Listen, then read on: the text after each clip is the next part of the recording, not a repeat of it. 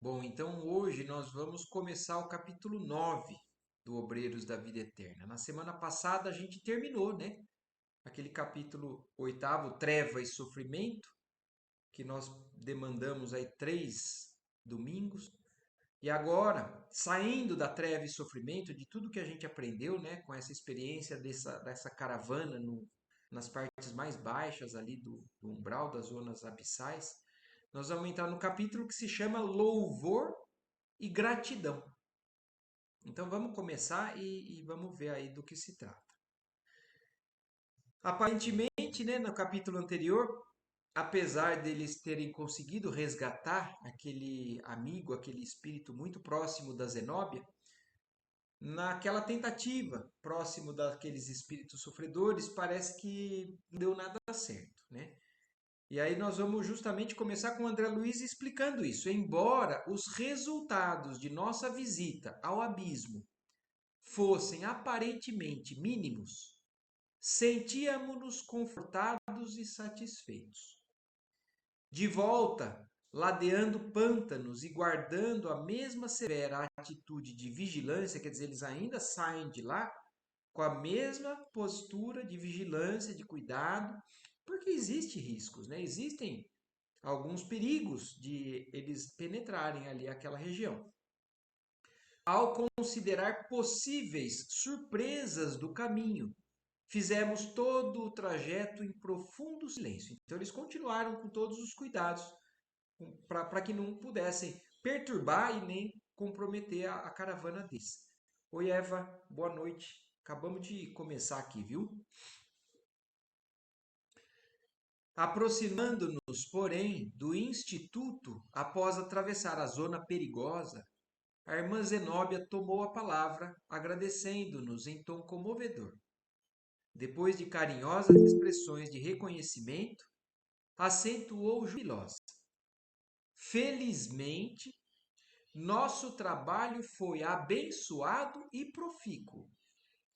Então, olha como muitas vezes a gente também não entende o alcance do esforço que eles colocaram ali, porque para muitos de nós aquilo possa significar desânimo ou voltar de lá totalmente abatido ou achando que foi em vão, mas a Zenóbia mostrando mais uma vez que existe uma razão, né? Existe o esperado às vezes frente àquelas dificuldades e que não por isso ela não faria de novo, não tentaria de novo.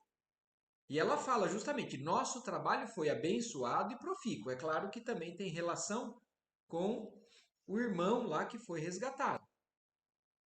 Os cooperadores novos estranharão, talvez, a minha afirmativa, mas ó, ela está reafirmando com relação a isso. Pode parecer, para quem está começando agora, para quem está tomando conhecimento dessa história pela primeira vez, meio estranho a essa minha afirmativa, falar que foi bom, abençoado e profícuo. Lembrando, sem dúvida, que as faixas de salvamento voltaram vazias. Aquelas faixas, as redes de salvamento que eles jogaram ali tentando pegar alguns dos irmãos ali que queriam sair dali, voltaram vazias. Então ela fala assim, para muitos isso pode parecer que foi em vão. No entanto, algo ocorreu de mais importante que a eventualidade de trazermos compulsoriamente conosco alguns irmãos infelizes. Então, o resultado positivo não é simplesmente trazer alguém. Algo de mais importante aconteceu ali. Refiro-me à semeadura das verdades eternas nos corações ignorantes, a ministração da esperança aos desalentados e tristes.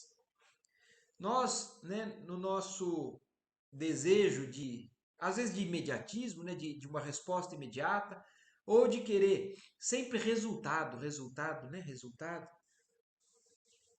Às vezes a gente não imagina que o simples fato, imaginem para quem vive lá naquela escuridão.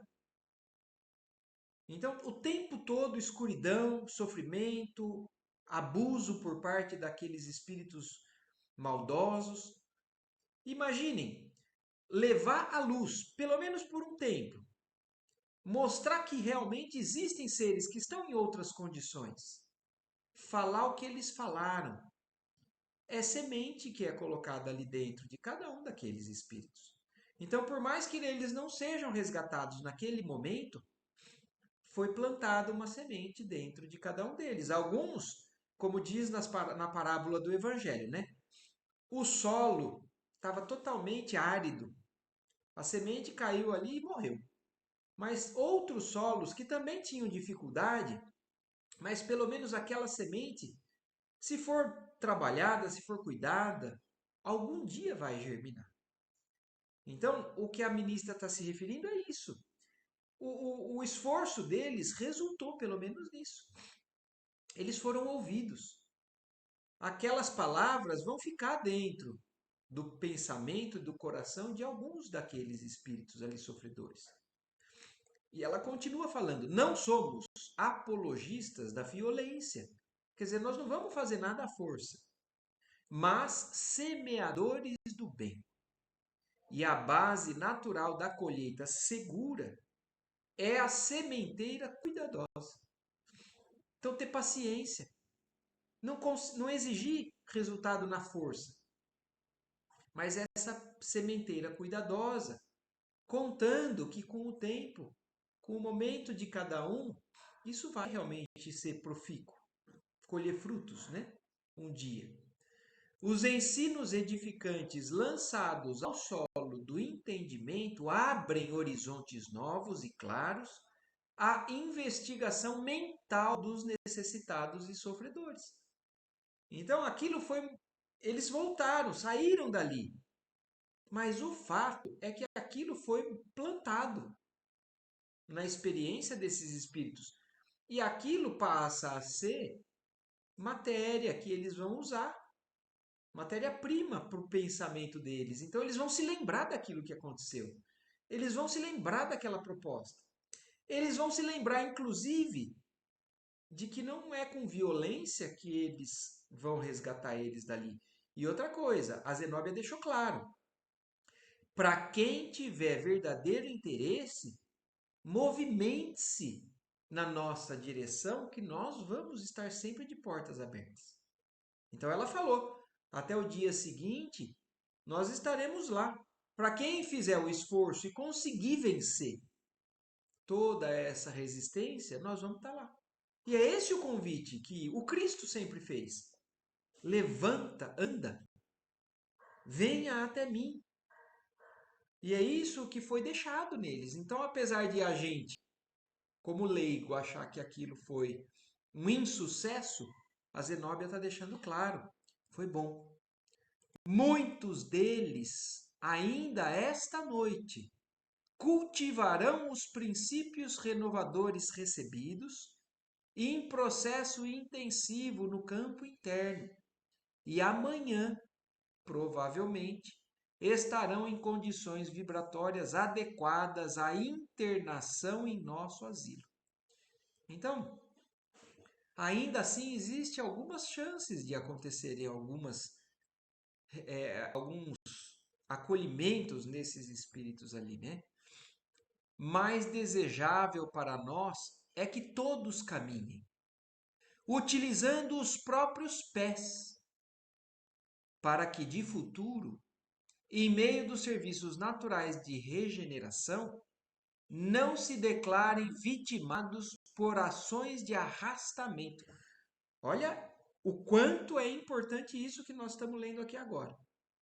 Porque o André Luiz mesmo falou: escuta, a gente não pode ir lá, afastar esses espíritos das trevas e pegar eles na força. E olha o que a Zenóbia está falando.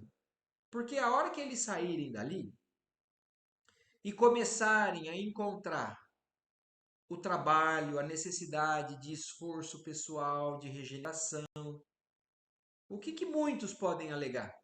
Ah, eu não pedi para estar aqui, vocês que me trouxeram. Eu não quero isso para mim. Tava bom lá. Então a Zenóbia está falando para que lá na frente a gente não seja acusado de ter tirado eles à força, é necessário que a gente acolha quem faça esse movimento por conta própria, para um dia não ouvir isso, para que um dia eles não pensem assim, para que eles se lembrem e falem assim, não, eu cheguei no limite do meu sofrimento lá. Eu me esforcei porque eu não estava aguentando mais. Eu quero de verdade sair dessa condição. Olha como até isso faz diferença. Em todos os lugares encontraremos a compaixão e a justiça de Deus. Quer dizer, em todos os lugares, para cada um dos espíritos que tiverem realmente, sinceramente, vontade de sair desse meio, vão encontrar. Eu não vou falar, não vou fazer comentário com relação ao filme, né? Que eu falei para quem quiser ir assistir, o Mensageiros, apesar de todos conhecerem o livro, a gente estudou junto, mas no cinema, quem for, vai ver um pouco disso tudo que está falando. O amparo constantemente disposto e esperando o espírito se arrepender, pedir perdão e fazer um movimento para poder para sair dali e não ser levado à força. Sorriu benevolente e acrescentou: a compaixão, filha do amor, desejará estender sempre o braço que salva. Mas a justiça, filha da lei, não prescinde da ação que retifica. Então, olha isso. O amor e a justiça, né, que também são duas palavras que caminham juntas no Evangelho. Aqui está explicando, o amor está sempre disposto a estender a mão, mas a justiça faz que não facilite demais, que não abra mão do esforço pessoal da criatura que está sofrendo. Haverá recursos da misericórdia para as situações mais deploráveis. Entretanto, a ordem legal do universo cumprir-se-á invariavelmente. Em virtude, pois, da realidade, é justo que cada filho de Deus assuma responsabilidades e tome resoluções por si mesmo. Então, olha isso, a Zenobia explicou o que, se nós não entendemos até o final do capítulo passado, ela explicou que estava tudo dentro do que se esperava, do que era possível. É claro que ela gostaria de que alguns tivessem conseguido romper, se afastar daqueles espíritos tão perversos ali. Mas é da lei divina. A misericórdia e o amor estão constantemente dispostos a ajudar. Mas a justiça faz com que cada um tenha que fazer o esforço próprio para acontecer isso daí. O esclarecimento era lógico e reconfortador. Desejaríamos a continuidade da argumentação. No entanto, acercávamos-nos da casa transitória e então à nossa vista. Alcançáramos as vizinhanças do átrio e admirei-me da movimentação em torno. Então, André Luiz estava gostando muito do que a Zenóbia estava explicando e falando, mas o fato é que eles estavam caminhando e já chegando ali próximo da casa transitória. E o que ele chama a atenção agora para a gente é que ele ficou impressionado com a movimentação que estava acontecendo ali na casa. Entidades numerosas iam e vinham. Quase todas penetravam a organização socorrista ou dela saíam em grupos reduzidos. Velhos amparavam jovens que pareciam indecisos, titubeantes. Crianças nimbadas de luz guiavam adultos de rosto sombrio, figurando-se carinhosos e pequeninos condutores de cegos. Uma observação que eu vou fazer aqui só para lembrar do que a gente também viu muito no livro anterior, né, no livro Missionários da Luz. O quanto que a atividade espiritual noturna é intensa. O quanto que os espíritos, quando dormem, vão nesses locais de auxílio, muitas vezes, ou por conta própria, ou porque são levados por pessoas, aqui como está descrevendo agora o André Luiz, alguns velhos amparando jovens meio indecisos, perdidos, Ou o inverso também é possível. Cada situação, a gente não sabe aonde que está um espírito de luz ou um espírito missionário para nos ajudar. Casos de crianças que são esses espíritos que auxiliam os mais velhos. Mas o fato é que muitos são levados a essas casas de auxílio no mundo espiritual.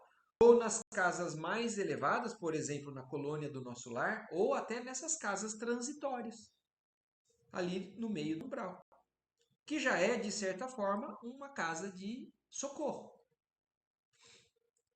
O quadro era formoso e enternecedor. Possivelmente examinando a estranheza que se apossara de mim, adiantou-se a orientadora da instituição explicando atenciosa. Nossos amigos da crosta, parcialmente libertos da carne pela atuação do sono, afluem até aqui todas as noites, trazidos por companheiros espirituais, com o fim de receberem socorros ou avisos necessários. Então, existe realmente essa movimentação e a casa transitória é um desses locais, onde são levados por espíritos mais preparados para espíritos necessitados de receber socorro ou aviso. O aviso de que maneira acontece, né? Como a gente já viu também nos livros anteriores. Um sonho, uma vivência no mundo espiritual à noite faz com que aconteça algo, receba instrução, receba alguns alertas, e quando esse espírito acorda, ele lembra de um sonho estranho, esquisito, que ele talvez não entenda completamente, mas aquilo de alguma maneira se fixa e vai fazer com que ele reflita naquele assunto. A casa oferece recursos aos encontros oportunos. Não consegui disfarçar a surpresa ante a cena maravilhosa, contemplando embevecido o cuidado terno dos benfeitores desencarnados com todos aqueles que vinham dos círculos terrestres mais densos. No filme, vou voltar de novo a falar do filme. No filme Os Mensageiros, que é o Nosso Lar 2, que está no cinema, quem for assistir vai ver o intercâmbio desses espíritos encarnados com os espíritos no mundo espiritual, os desencarnados, e a gente vê a diferença quando a gente vê aquele fio de prata, que é o que liga o espírito que ainda está encarnado ao corpo físico. Então a gente vai ver no filme. O André Luiz já descreveu no livro várias vezes. Existe algo que identifica os espíritos que ainda estão vinculados a um corpo encarnado. Atravessada a zona magnética de defesa, confundimos-nos com os passantes. Não longe de mim, interessante menino que aparentava 9 a 10 anos de idade, revestido de gracioso halo de luz, guiava uma senhora de passos incertos. Parecia enferma, incapaz de autocontrole. Olha a observação que está fazendo aqui, né? Um menino de 9 a 10 anos de idade levando um espírito mais idoso, parecendo doente, para ser cuidado ali no mundo espiritual. O pequeno, porém, segurava-lhe firmemente a destra e, após saudar a irmã Zenóbia respeitoso, exclamou para a matrona hesitante: Por aqui, mamãe, por aqui. Venha sem medo. Olha isso, era um filho levando a mãe e esse menino, esse espírito, né? Porque ele é um menino no mundo encarnado, mas ele já é um espírito que a gente, pelo que está vendo, já de luz, uma certa luz, né?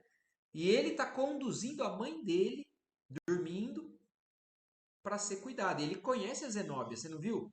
Cumprimentou a Zenóbia e continuou chamando a mãe, que ele estava conduzindo. Por aqui, mamãe.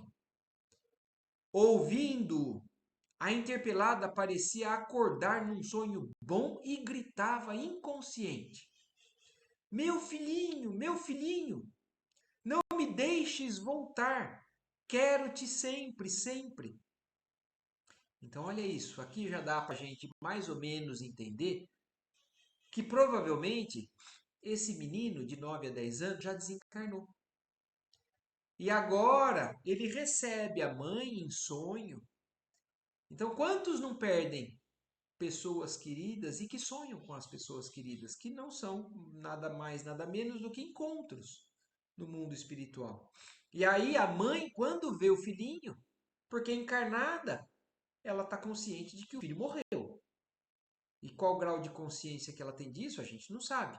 Mas o fato é que quando ela vê o espírito do filho, o filho, como se tivesse vivo, ela grita, né? Gritava, como se fosse um sonho bom.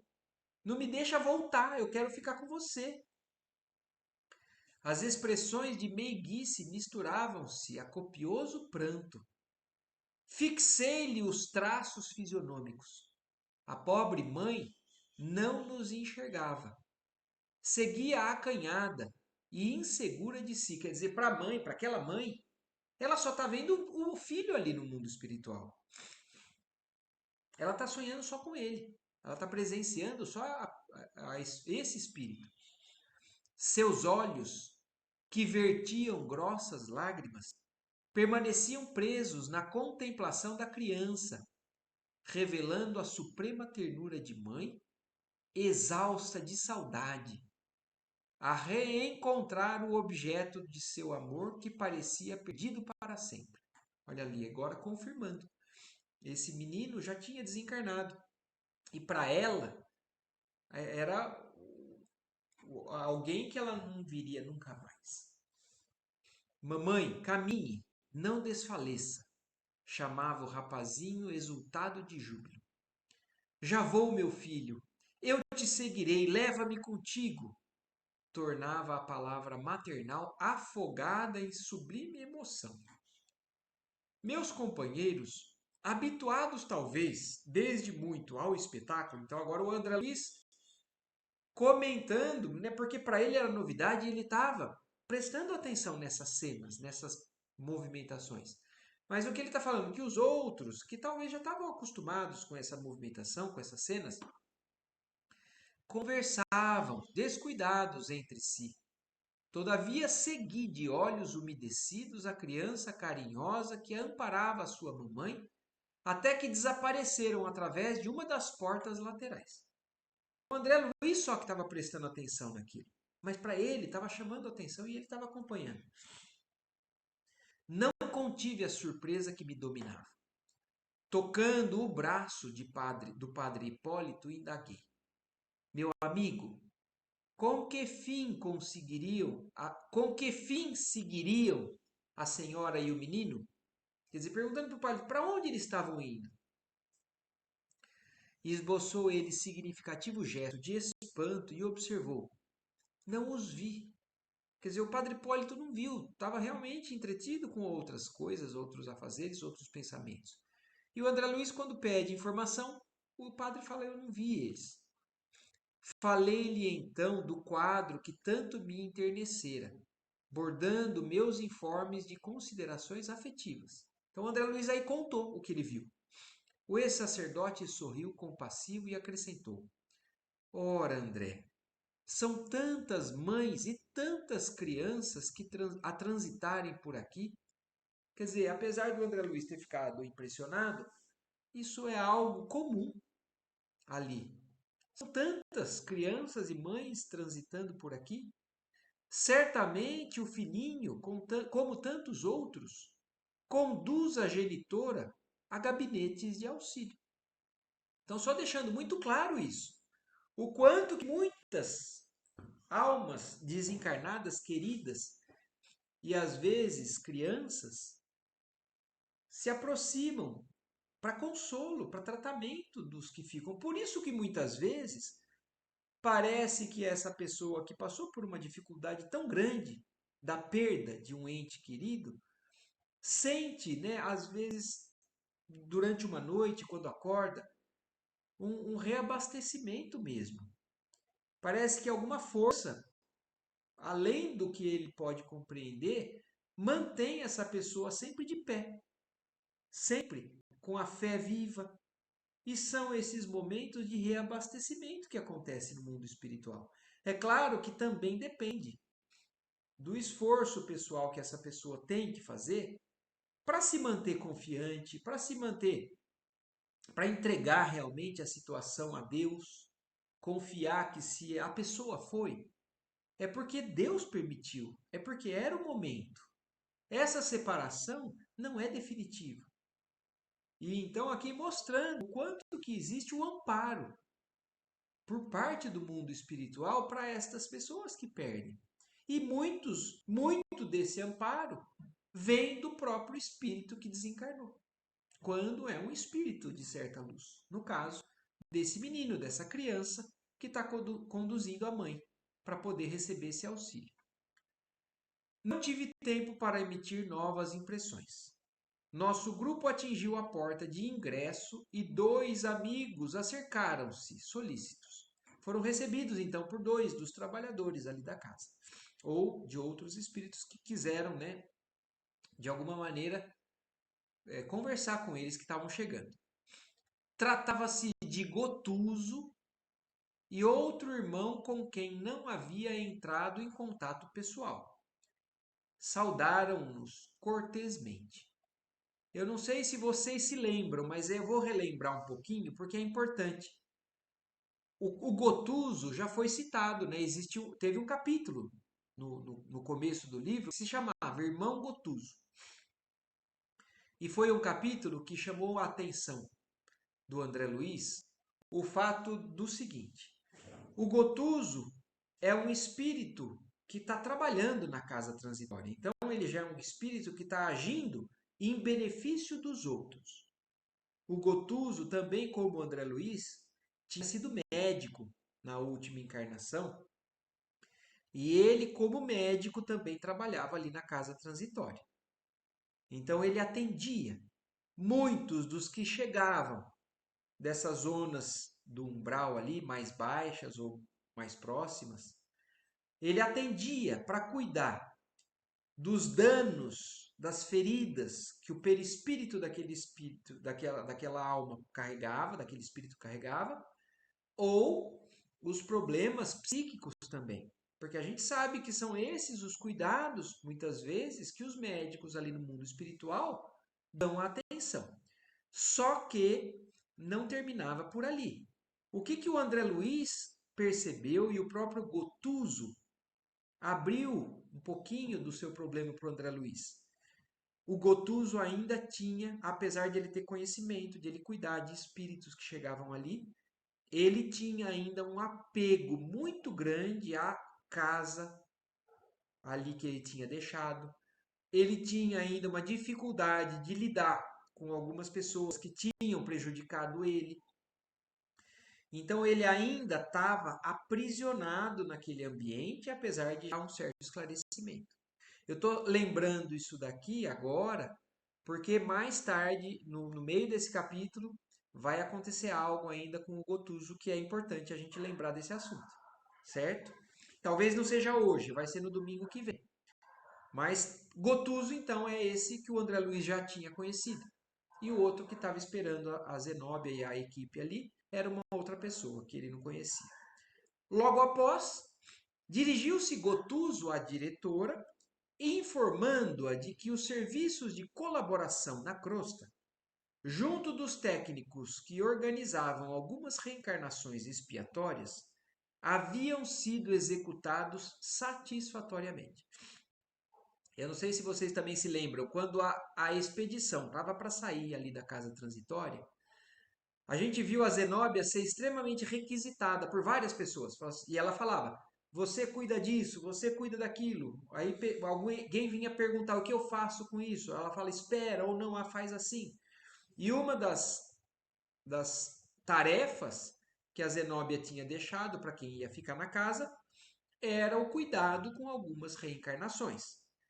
E o Gotuso agora estava vindo dizer para ela: enquanto vocês estavam trabalhando lá no abismo, essas reencarnações foram concluídas com êxito, né? Haviam sido executadas satisfatoriamente. Apesar da Zenóbia não estar ali, o trabalho continuou. Zenóbia agradeceu e convidou-os a partilhar das orações de louvor e gratidão ao Todo-Poderoso. Então, eles chegando lá, ela agradeceu, né, a notícia e falou, e convidou eles, né, ao momento da oração deles. E é uma oração de louvor e gratidão. Penetramos a sala consagrada, onde a orientadora tomou conhecimento das medidas levadas a efeito em sua rápida ausência e certificou-se de que todos os abrigados haviam comparecido à reunião geral de preces e auxílios magnéticos, realizada minutos antes. Sinais sonoros convocaram colaboradores à ação de graças. Não sei, vocês se lembram no livro Nosso Lar? Quando André Luiz chegou no Nosso Lar, na colônia espiritual, ele também contou isso. No hospital, no final do dia, existia um momento em que o governador fazia uma prece coletiva que aparecia em todas as dependências da colônia.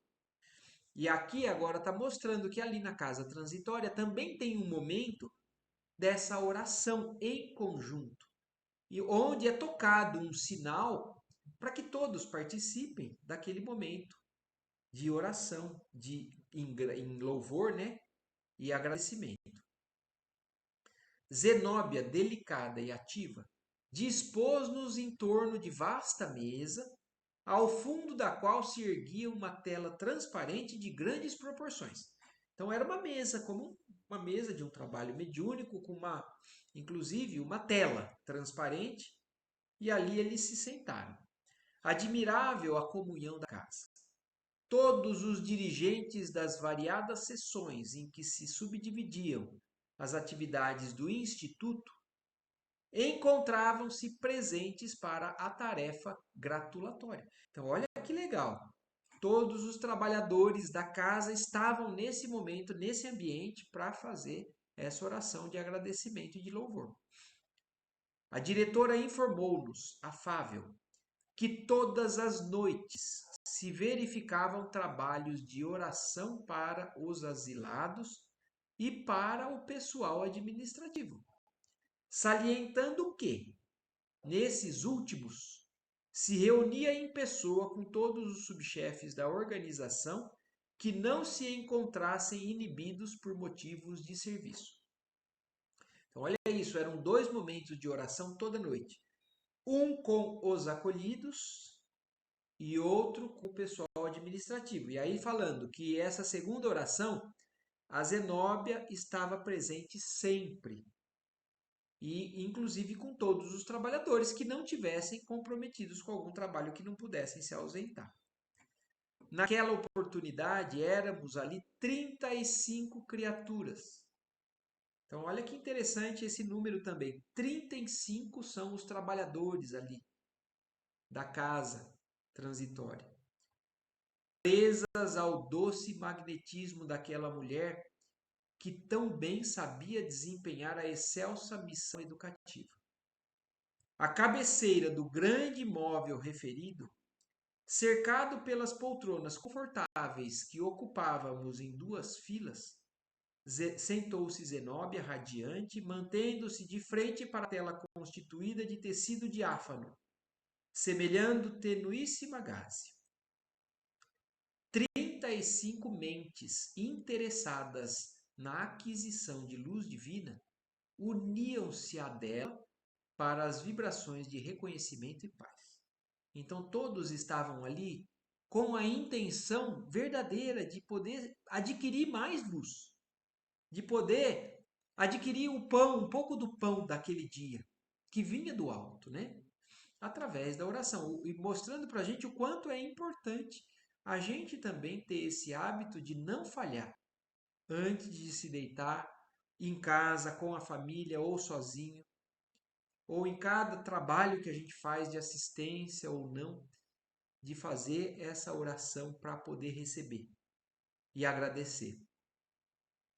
Gotuso, próximo de mim, entregou-se à profunda meditação. Solicitando-nos acompanhar-lhe mentalmente as palavras, a instrutora iniciou a oração comovente e sublime. Então a Zenóbia fez uma oração, inclusive pedindo para que todos acompanhassem aquilo que ela estava dizendo mentalmente, para poder também, de certa forma, pedir aquilo que ela estava pedindo. E aí ela começou a oração dela. Senhor da vida, nossos corações transbordantes de júbilo te agradecem as bênçãos de cada dia. Permite que nos reunamos em teu nome, nesta noite bendita de felicidade e esperança, para manifestar-se nossa gratidão imperecível. Mesmo num ambiente como o que eles vivem, passando por fases difíceis, como nós sabemos que eles estão passando, está pesado o ambiente. Tanto é que vai passar por ali aquele fogo, né, que vai purificar o ambiente. Mesmo que ela tivesse vindo de uma tarefa ali no abismo, com tanta dificuldade, com tanto espírito perverso, mostrando as garras, né, para eles, ela está ali agradecendo, em gratidão ao alto. E aí ela segue na oração dela.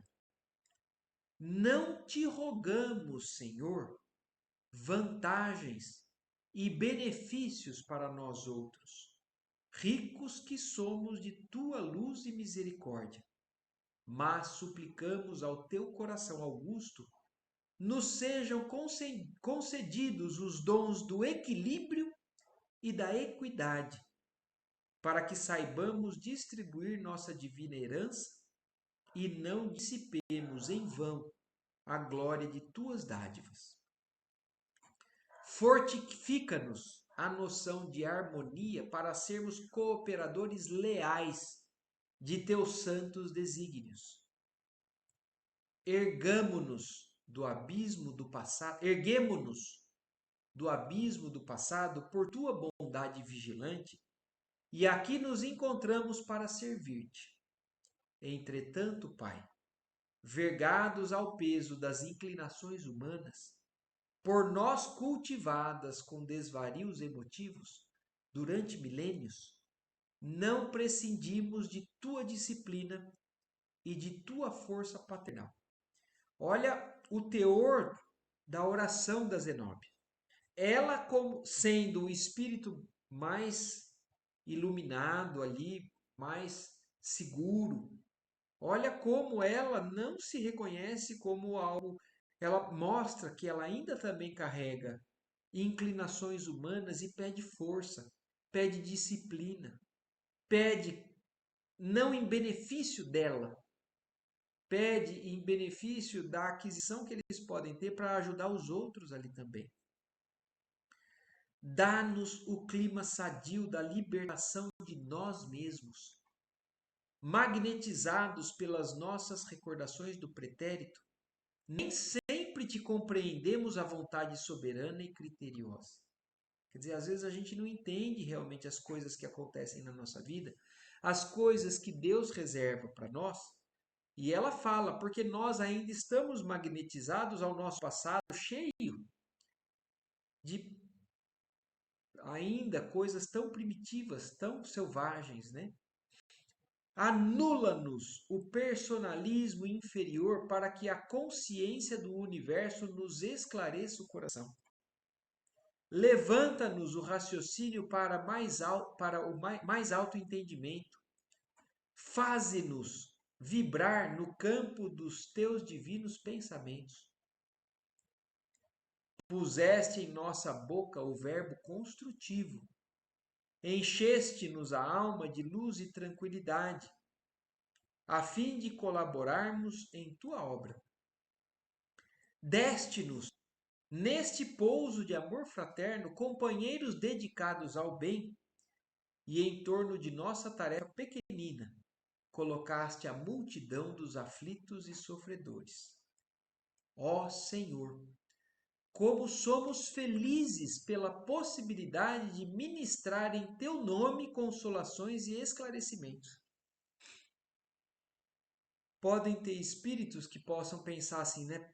Puxa vida, eu queria estar num lugar melhor. Eu queria estar no nosso lar, eu queria estar em esferas mais altas. Ela não, ela fala, como sou feliz de poder estar aqui acudindo tanto espírito sofredor, tanto irmão infeliz. Contudo, nós te imploramos inspiração e roteiro, considerando as responsabilidades dos que te recebem a mordomia da salvação. Ensina-nos a agir desapaixonadamente.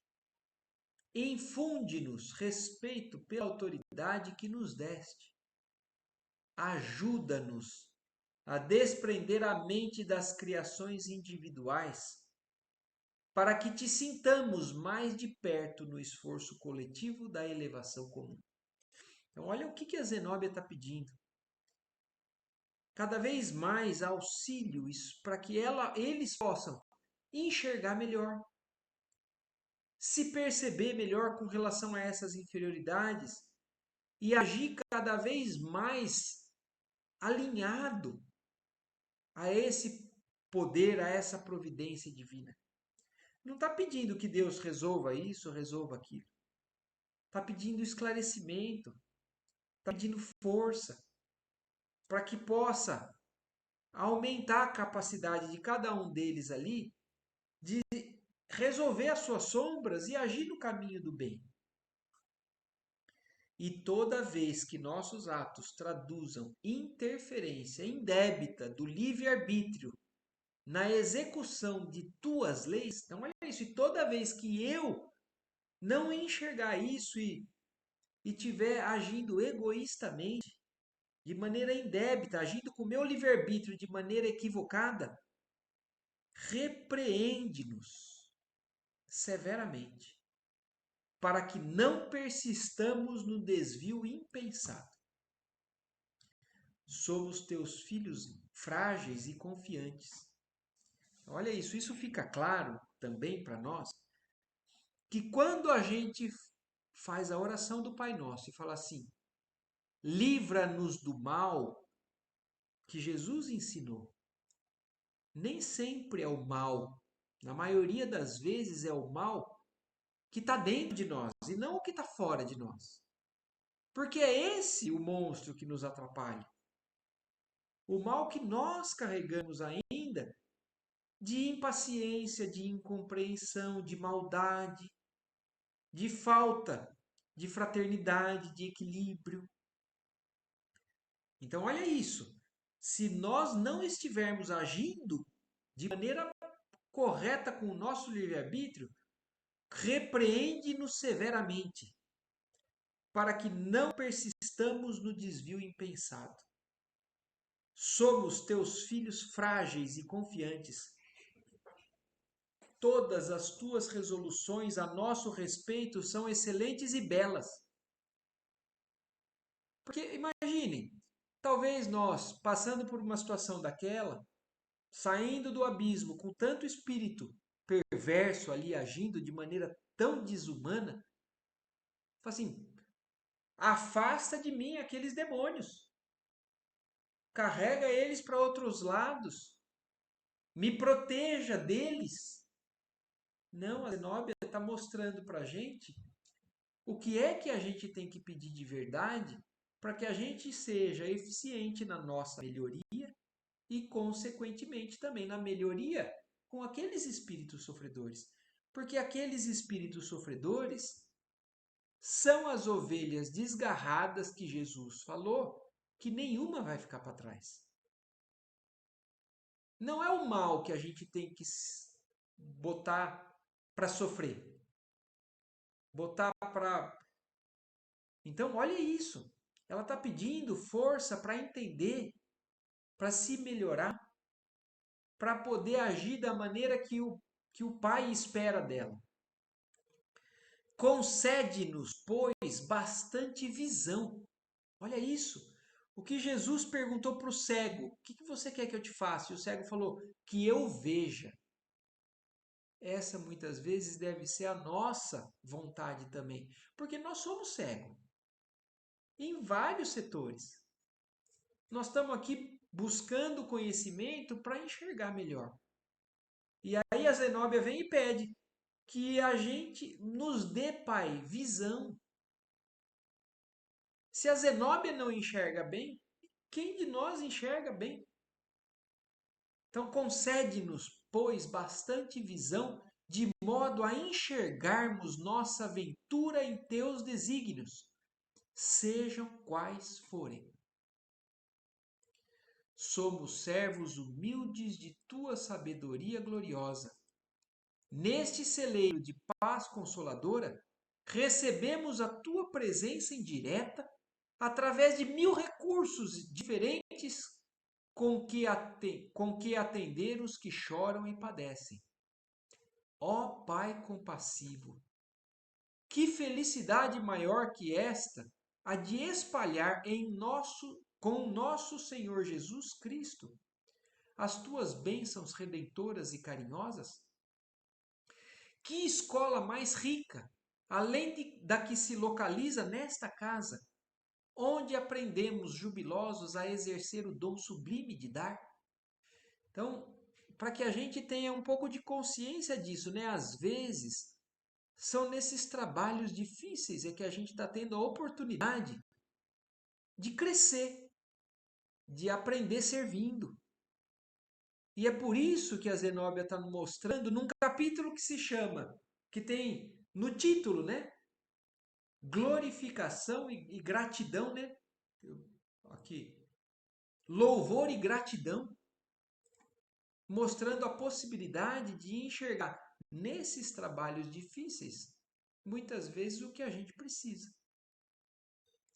A instrutora interrompeu-se de voz afogada na emoção com que se dirigia a Deus e, aludindo à realização particular que efetuara naquela noite, prosseguiu depois de longa pausa, comovendo-nos a todos, dilatando-nos a alegria, estimulando-nos a coragem, santificando-nos a esperança. Tu permites ainda, Senhor, que possamos atender ao coração interessado em lenir e confortar espíritos queridos, que se perderam de nossa companhia no curso incessante do tempo. Olha que bonito que ela está agradecendo. Justamente a possibilidade que ela teve de resgatar um espírito amado que tinha se perdido por algum tempo ali naquelas zonas tão sofredoras. Nova pausa da orientadora e em seguida, imprimindo suave tono às palavras que pronunciava, a irmã Zenóbia concluiu: de alma voltada para a tua magnanimidade, endereçamos-te reconhecimento sem termo. Sê louvado por todos os milênios dos milênios. Sê glorificado por todos os seres da criação. Teus servidores nesta casa de edificação agradecem-te as oportunidades preciosas de trabalho e esperam a continuidade de tuas bênçãos. Que a tua infinita luz seja refletida em todo o universo infinito. Assim seja. As últimas sentenças da oração inesquecível foram cunhadas em profunda emoção misturada de júbilo. Aquela prece constituía ato de louvor dos mais formosos que eu escutara até então. Zenóbia regozijava-se pelo ensejo de serviço, pela fortuna de contribuir com alguma coisa de útil, pela aventura de repartir o bem.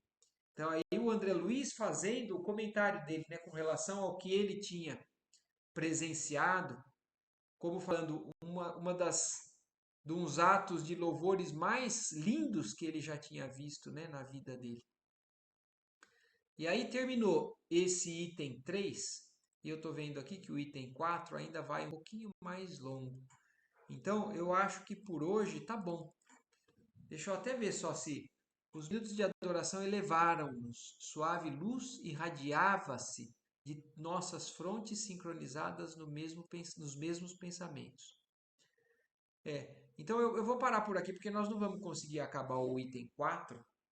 Aí na semana que vem a gente continua para dar sequência e entender mais ou menos o que vai acontecer ainda com relação a esse momento de oração que eles fazem ali na casa transitória. Certo? Alguma questão, alguma observação que vocês tenham percebido, que vocês queiram comentar, falar?